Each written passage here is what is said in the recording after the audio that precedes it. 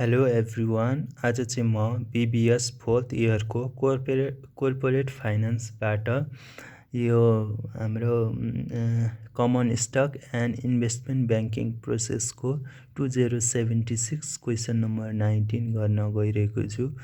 योभन्दा अगाडि मैले 2077 को गरिसकेको छु र यसको क्वेसन हामी पढौँ।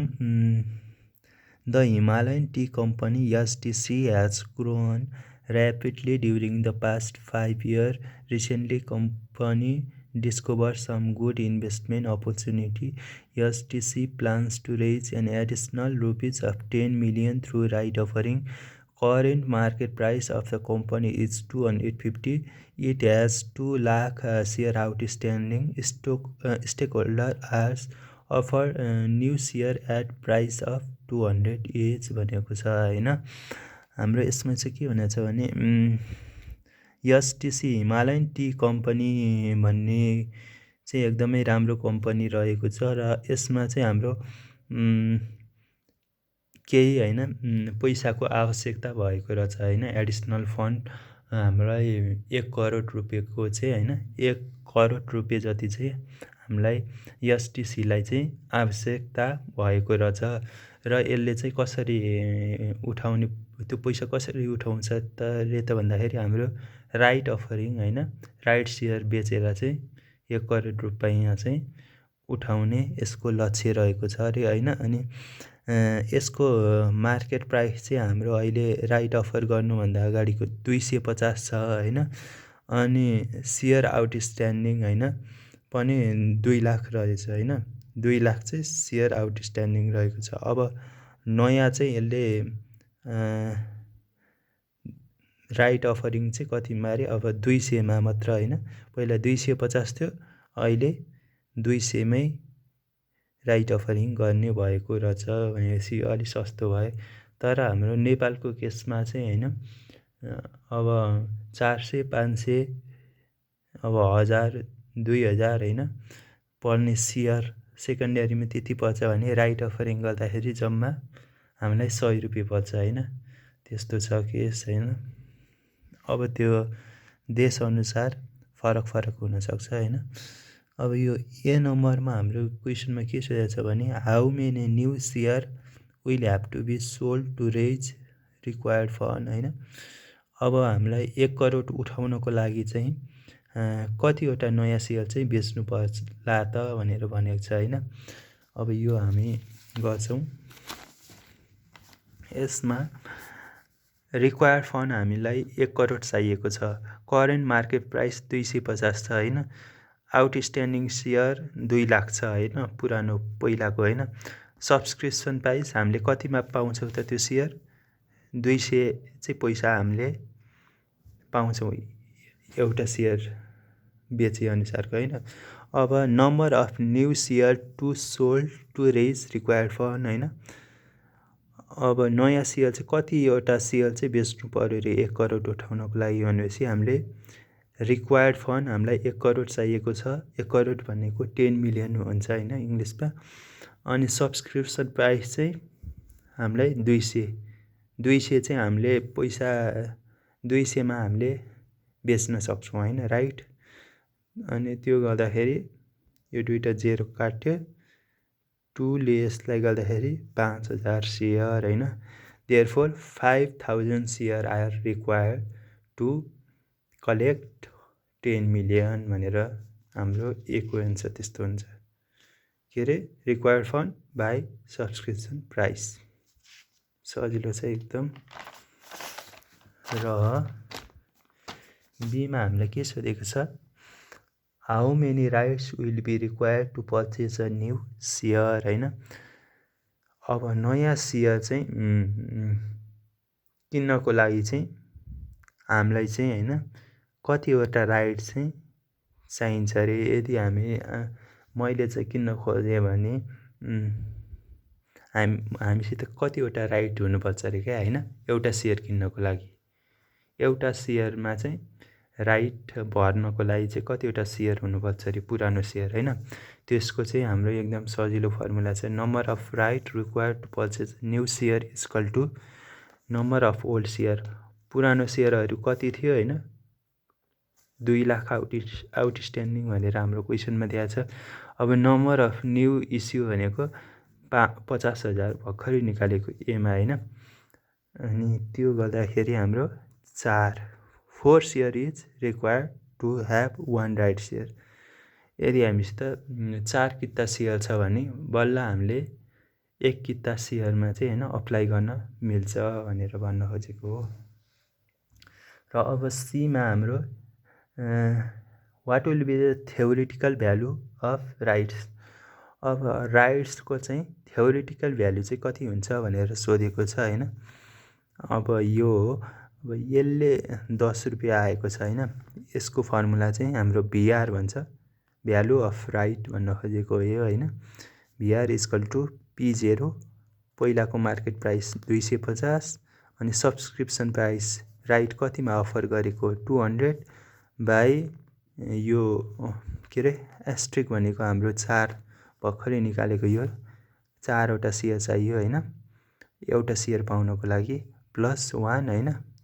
अनि यसलाई यो माइनस गर्दाखेरि 50/5 गरेर 10 आउँछ। ₹10 चाहिँ हाम्रो थ्योरिटिकल भ्यालु अफ राइट हुन्छ। र डीमा सोध्यौँ एक्स राइट प्राइस होइन, राइट इस्यु गरिसक्यो प्राइस चाहिँ कति हो अरे, हाम्रो एडजस्ट हुन्छ होइन। प्राइस एडजस्ट भइसकेपछि होइन त्यसको प्राइस चाहिँ कति हो भनेर सोधेको छ। अब हामीले यो यसरी यो गाह्रो लाग्छ भने हामीले सिम्पली यो भिआर भ्यालु अफ राइट होइन 10ले पहिलाको मार्केट प्राइस कति थियो 260 थियो होइन, 250 थियो होइन, 250 माइनस 10 गरेर पनि गर्न मिल्छ, किनभने राइटको भ्यालु 10 रुपियाँ हो र पहिलाको मार्केट प्राइस 250 थियो। 250 माइनस 10 गरेर 240 चाहिँ हुन्छ राइट अफर गरिसकेको पछिको प्राइस। अब यसलाई यसरी गर्दा पनि हुन्छ, यसमा खासै केही गर्नु पर्दैन। त्यो अघि नकै फर्मुलामा P0 यसमा ठ्याक्कै एस्ट्रिक मात्र थपिदिने हो, एस्ट्रिक प्लस एस्ट्रिक थपेर होइन, यहाँ प्लस अघि न माइनस थियो यसमा प्लस थपेर गरेर अनि पनि यसरी निक्लिन सक्छ होइन 240। त्यसरी P0 into asterisk plus PS by asterisk +1 गरेर 240, त्यही अघि नै के निस्क्यो होइन। र ईमा के सोधेको छ भने total assets before right offering, right offer गर्नुभन्दा अगाडिको टोटल एसेट्स चाहिँ कति हो भनेर सोधेको छ होइन। यसमा टोटल एसेट्स उसित 1000वटा सेयर छ होइन। Total assets consist of 1000 share of STC and AA 1000वटा चाहिँ सेयर छ उसित मिस्टर थापासित होइन। अनि 1,50,000 चाहिँ क्यास रहेछ भनेपछि यसको टोटल एसेट चाहिँ राइट अफर गर्नुभन्दा अगाडि कति हो भने सिम्पल छ, केही छैन, 1000 इन्टु पहिलाको मार्केट प्राइस 250, त्यही हो क्या। राइट अफर गर्नुभन्दा अगाडिको प्राइस त 250 त हो नि होइन, त्यही भएर अहिले उसित भएको 1000 किता सेयर छ, 1000 इन्टु 250 गरेर 2,50,000 हो, प्लस क्यास भनेको 1,50,000 गरेर 4 लाख। टोटल उसको एसेट चाहिँ 4 लाखको छ राइट अफर गर्नुभन्दा अगाडि। अब राइट अफर गरिसकेको पछिको प्राइस चाहिँ कति हो त उसको होइन। अब यो चाहिँ हाम्रो यफ नम्बरमा सोधेको छ है। यफ नम्बरमा prepare statement showing mister Thapa after right offering for each of the, यदि सबै सेयर बेच्यो भने चाहिँ कति हुन्छ अरे होइन, अनि सबै सेयर राख्यो भने चाहिँ कति हुन्छ भ्यालु भनेर भनेको छ। अब यो नि गरौँ, सिम्पल छ। आफ्टर राइट अफरिङ, यो अलिकता नबुझिन सक्छ, म क्लियरली बुझाइदिन्छु है। If he sells all his right share, भएको जति राइट सेयर अथवा सेयरहरू सबै बेच्यो भने चाहिँ उसित कति रहन्छ त उसको भ्यालु भनेर सोधेको छ होइन। अब भ्यालु अफ स्टक भनेको उसित 1000 किता छ होइन। 1000 किता इन्टु 250।